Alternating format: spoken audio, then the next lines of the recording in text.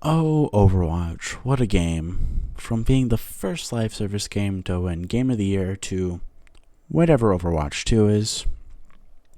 If you haven't heard of the cultural phenomenon called Overwatch, great, this video's for you. But not pros, really. But hey, you can stay if you want. Might have a little bit of fun. I love Overwatch, from thick and thin, from the lore to the countless funny moments with friends. I had fun, but what is Overwatch? Well, there, Timmy, it's time for you to learn a thing called hero shooters. Have you heard of it? You've heard of Valorant. Oh, yeah. Think that, but actually fun. Yes, I said it. Overwatch, unlike Valorant, is much more fast-paced, but you do still work as a unit to X objective, whether that's standing a box, having a robot become Sisyphus, or Mario Kart. And as a hero shooter, you need heroes. And heroes, they have how many?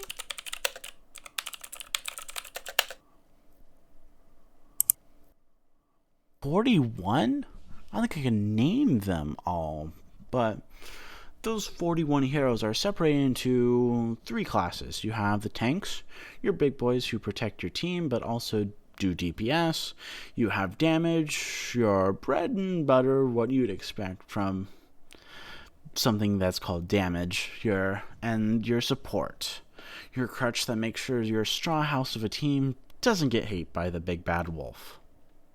Now, I played each class and played a little of everyone, but I have my favorites, which I would then attempt to main or attempt to. And since it's how I play Overwatch, not you, or even the basic player plays Overwatch, I'm just going to go through everyone that I play.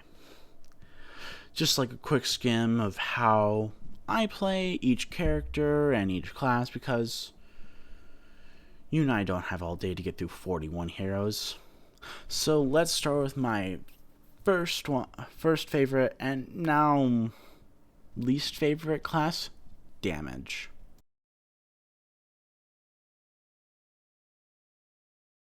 Now, I don't play this class anymore since Overwatch 2's release. This is probably the class I play the least, so this is probably going to be the shortest. When I played damage when I was younger, I played Reaper because he looked cool and had an interesting kit. He had two shotguns for close-up damage and a teleport that you don't really use because you just die if you use it, and his escape ability, which is the main thing you used.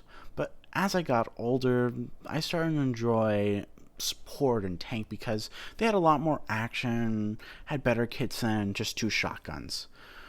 But as you can probably see on screen, I'm also a bit rusty on Reaper, but on the whole class as a whole. In this class, there are three types of heroes. There's the scout, the sniper, and the front lines. Some of them mesh into two of them, but never all three.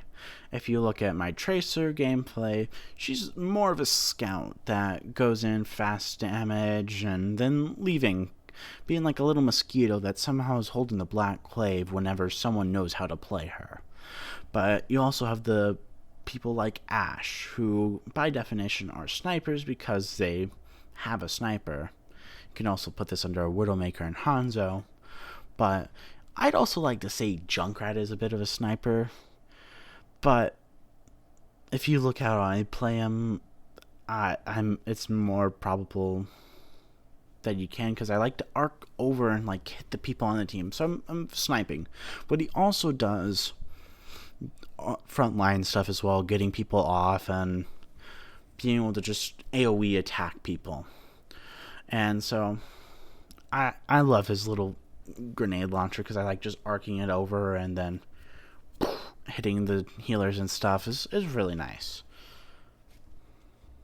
I'm mainly playing Junkrat as my damage person because one, I find him fun and I like my angle shots to hit people. Two, he's pretty good right now in the meta, I've heard. Don't quote me on that, but I also really don't pay attention to it, so it's just a quick like here and like random YouTube short. And 3, I can fly. How you play damage, well, I play damage one of 2 ways. Aggressive where I shouldn't be. Going straight in and just attacking anything, or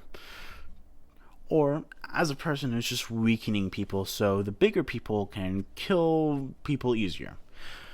And sometimes the secret third option, where I do both at the same time because I see weak person and I must kill. Unga bunga, kill healer must die, so tank die. Ooh, ooh. Sorry, let's switch to tank. I really like to play 2 types of tanks. I like to play Sigma and Ramantra. Both of them are completely different play styles, which brings me to talk about the 2 types of tanks. You have the defense, where you're more or less protecting the team with your shield or yourself. Examples of this is Reinhardt or Sigma, where you can place the barrier and stop all damage coming through until the shield inevitably breaks, so keep a close eye on it. I like Sigma's barrier a lot. One of the reasons being, he has 2 shields basically. He's got his barrier thing that you place anywhere you want, and his black hole. His black hole ability is my favorite because it tests the opponent to see who's, 1, paying attention, because the more bullets you shoot at me, the more health I heal and shield I gain. And 2, who actually understands my ability, because lasers and Moira's science magic can still hit me. Or you can also be shot from behind, but I barely ever get that. I also love stunning people with the rock. Like, if you're trying to use like an ult or something that can swing the game, I could just use the rock and stop them. Like, it's great. But I also have to hit the shots. The other type is offense, where you're trying to push people off the objective, though defense does that too, but not as the effective like offense. Now, you can see this in like Maga or Ramantra. I play Ramantra for this role because I love the duality of the little SMG staff thing in his Hulk form, because the SMG is when you need to stay and be with the team, and the Hulk is when you need to just move people off the objective. Now, the key to him is not just spamming the Hulk form and the SMG just when the cooldown is down, because the range of the punches aren't too far, but it's a lot farther than you would think as well. Also, you need to keep it active in case if your health gets low, and this will be great because you get like 300 more health, as well as a power to make people move. I love playing Ramantra because you are like in control of the game. It feels like they have to play by your rules, because if they don't, they die.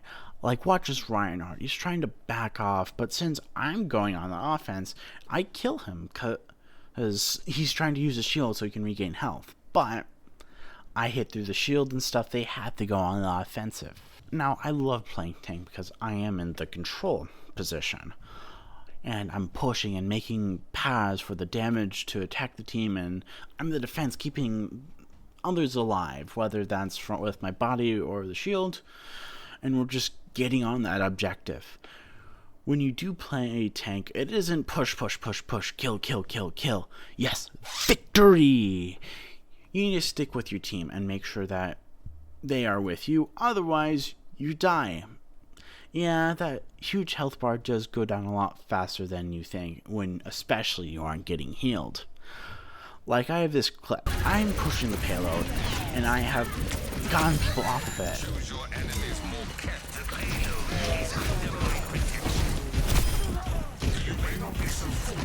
My team is back at spawn, fighting far away, so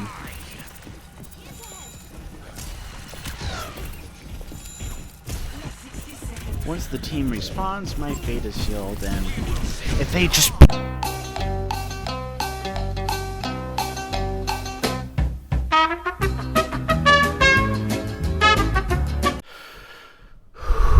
deep breath. This is where I really need to bring up working as a team is essential in winning an Overwatch. And it can be difficult in solo queue, but also, if you just do your job and be kind of spatially aware of what's going on in the game, like with Sigma and this Life Weaver.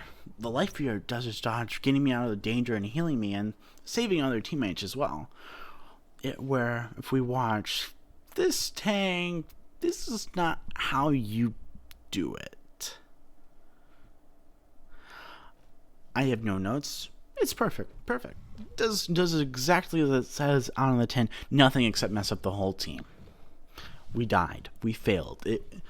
I did not like that tank. But let's switch to support. You heal.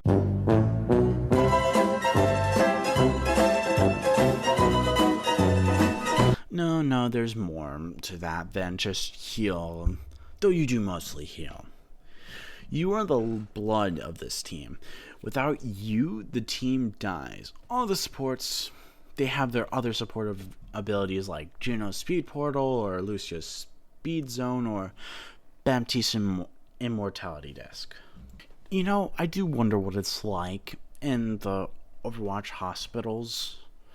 Like, do they just throw a healing grenade at you and just call it a day? Or have you listened to Lucio's music to heal your spine? Like, it just feels insane and crazy that the things that they do to heal people.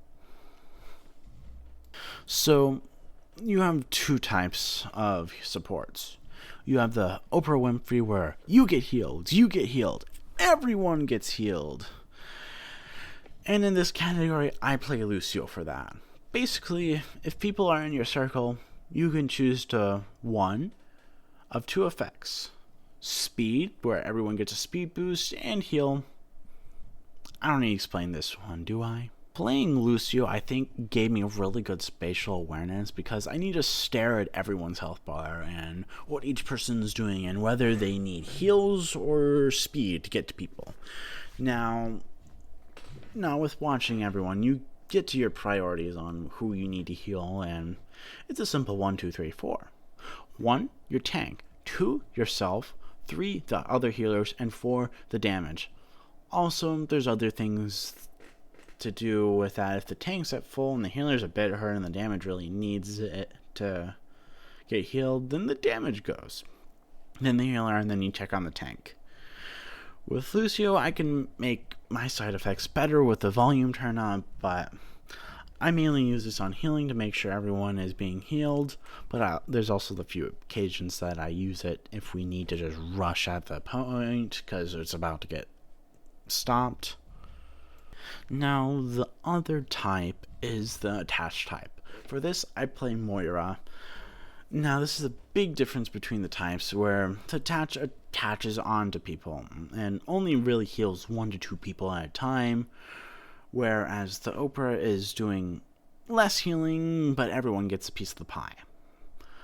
Now, I mainly play Moira. In fact, it's probably the one I've been loving playing the most because she's much different than other supports, where she can actually damage people but still heal people really well.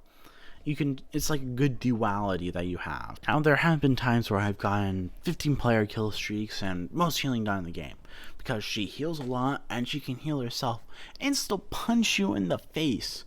Now, the only problem is supports can't change the tide of the game. Now, some of our ults, like Lucio's, can be really helpful in letting people get the push with giving them huge shield and stuff. But it's a lot better when comboed with other ults, like Moira. Like with Moira, her ult's this giant laser beam that hurts people and heals people. It's great for a tight situation where everyone's low, but you also need to get people to back off at the same time. So you can just shoot the laser, heal your friends, and hurt the other team, hopefully pushing them a little bit off of whatever objective it is. Now, with having this power of not being able to change the tide, your team is to just do their job. So if you do your job, you're going to be very helpful to the team. You're going to be healing people and making sure everyone doesn't die, which is great. But the sad thing is, if your team isn't doing their jobs very well, that's kind of where the problem is. You can't help much.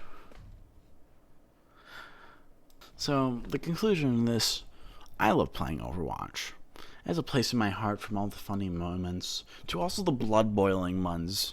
I think it's a great game with good mechanics and lots of fun characters to play with and abilities and all that sort. And it's and guess what? Most of the characters still can do something even if the meta's against it. You can still play your favorite hero and still do great, which is amazing. And I'll probably keep playing Overwatch because I do find it fun.